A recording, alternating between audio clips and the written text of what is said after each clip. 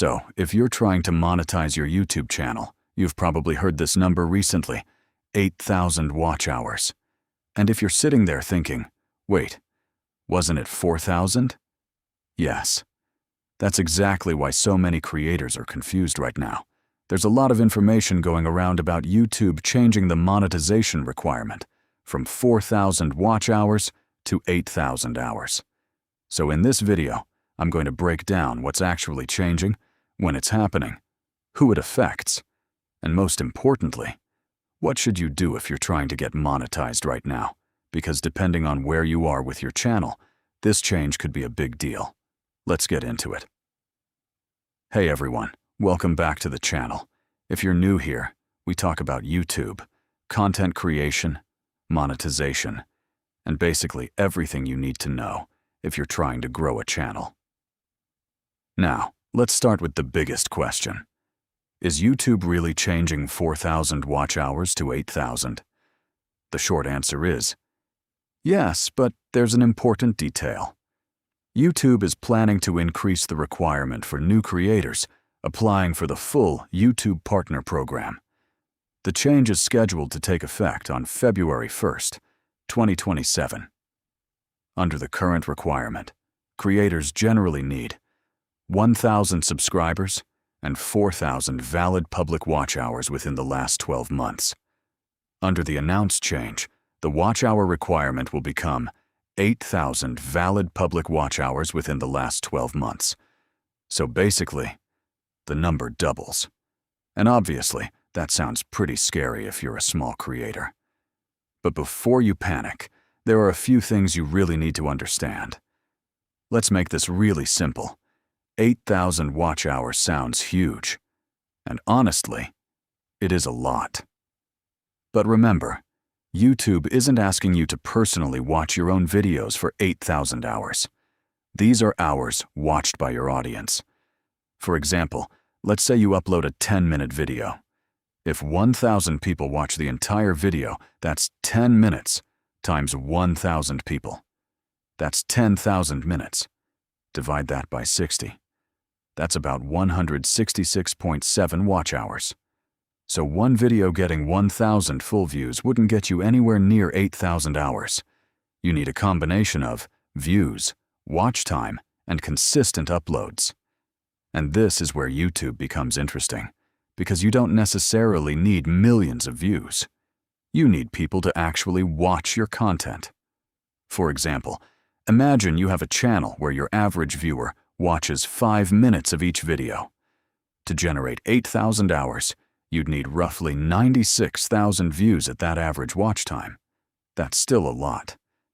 But it's very different from saying, I need 8,000 people to watch my videos. You actually need much more than that if people aren't watching for long. So, watch time is not just about views, it's about how long people stay. Now here's the part that matters if you're currently building your channel. As of now, the standard requirement is still 1,000 subscribers plus 4,000 valid public watch hours in the last 12 months. So if you're watching this video before February 2027, don't automatically assume you need 8,000 hours today. The 8,000 hour threshold is scheduled for February 1st, 2027. That means creators who are currently working toward monetization should pay attention to the timing. If you can meet the existing requirements before the new rules take effect, you may be able to apply under the current threshold. But don't wait until the last minute. YouTube policies can change, and your channel also needs to meet the other YPP requirements. So always check YouTube's official partner program information before you apply. Now let's talk about shorts, because this is where a lot of new creators get confused. You might be thinking, if I get millions of shorts views, can't I just use those views to reach the watch hour requirement? Not exactly. The watch time generated from shorts in the shorts feed does not count toward the long-form public watch hour requirement. Instead, YouTube has a separate path involving shorts views. So there are basically two different strategies. You can build your channel primarily through long-form videos or through shorts. And depending on your content and audience, One might work much better than the other. For example, if you're making educational videos, tutorials, documentaries, reviews, or commentary, long-form content can be extremely valuable because people can watch for several minutes at a time. But if your content is naturally short, entertaining, and highly shareable, shorts can help you reach a huge audience much faster. The important thing is understanding that shorts views and long-form watch hours are not the same thing. Now you might be wondering, why would YouTube make monetization harder? That's a fair question, and we shouldn't pretend to know every reason behind YouTube's decisions. But from a creator's perspective, there's an obvious effect.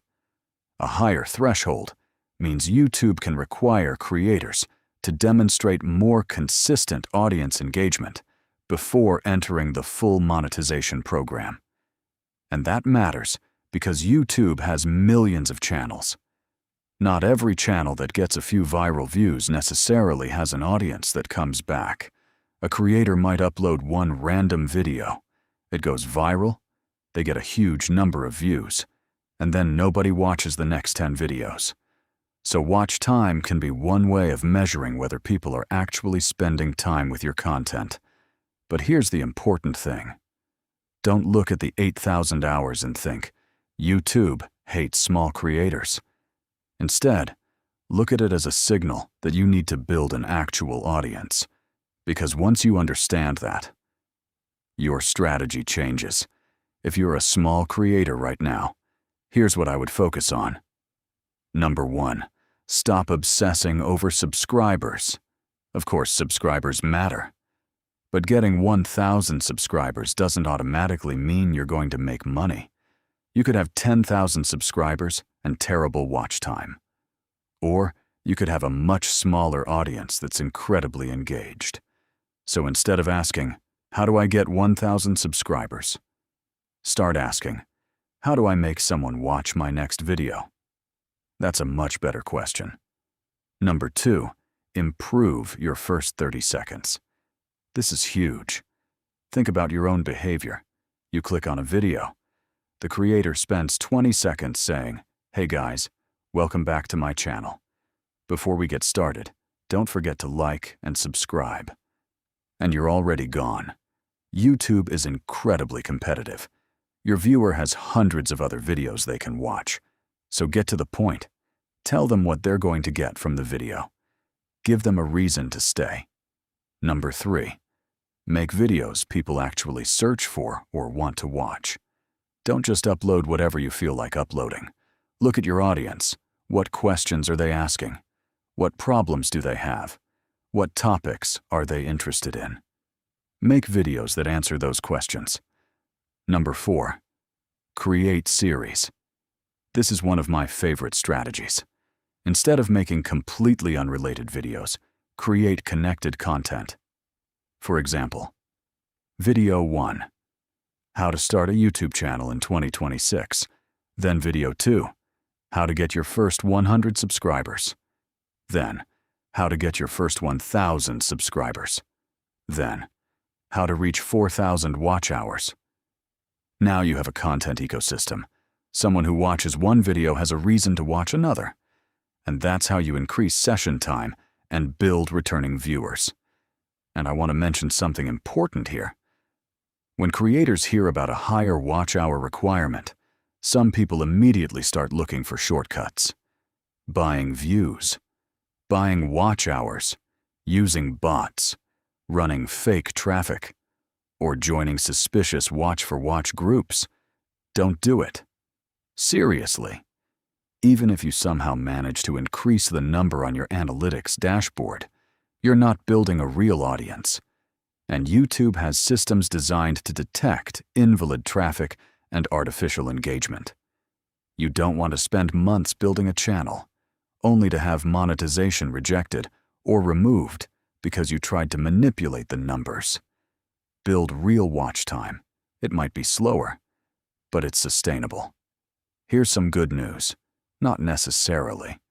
Let's say you create 10-minute videos, and your average viewer watches 5 minutes. If you eventually get around 100,000 views across your eligible long-form videos, that's approximately 500,000 minutes of watch time. Divide that by 60. That's around 8,333 hours. So yes, that's a significant number of views, but it's not millions. And you don't need to get those views from one video.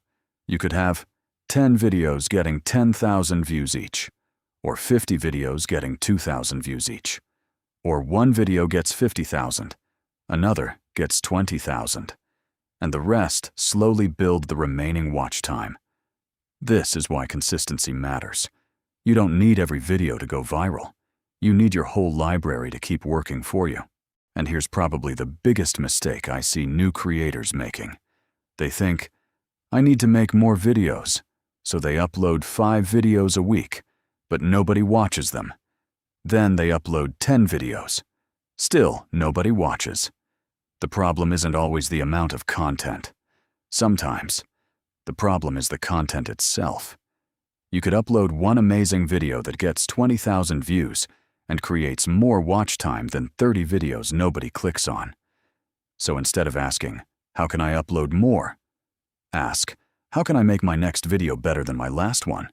Improve your thumbnail, improve your title, improve your introduction, improve your storytelling, improve your editing, improve your audio, and most importantly, learn from your analytics. If people leave after 20 seconds, ask yourself why. If everyone clicks but leaves immediately, your opening probably isn't delivering what the thumbnail and title promised. If people watch 70% of the video, that's a good sign. Make more content around that topic. Your analytics are basically giving you free advice. Use it. So, let's come back to the original question. Is YouTube changing the monetization requirement from 4,000 watch hours to 8,000? Yes, the announced change is scheduled for February 1st, 2027, for new creators applying for the full YPP threshold. But as of right now, the standard requirement remains 1,000 subscribers and 4,000 valid public watch hours in the previous 12 months. And remember, the goal shouldn't simply be to hit a number, because if you build a channel just to reach 4,000 or 8,000 hours, you're going to constantly feel like you're chasing a finish line. Instead, build an audience. Make videos people genuinely want to watch. Make them stay. Make them come back. And eventually, the watch hours become a result of that. If you're currently working toward monetization, don't panic about the 8,000-hour number. Focus on making your next video better, then the one after that. And keep going, because every big YouTube channel started with 0 subscribers. The difference is, they kept uploading. If this video helped you understand the new YouTube watch hour rules, hit the like button, subscribe if you haven't already, and let me know in the comments. How many watch hours does your channel have right now? Maybe you're at 500, maybe 2,000. Maybe you're already close to 4,000. Let me know, and I'll see you in the next video.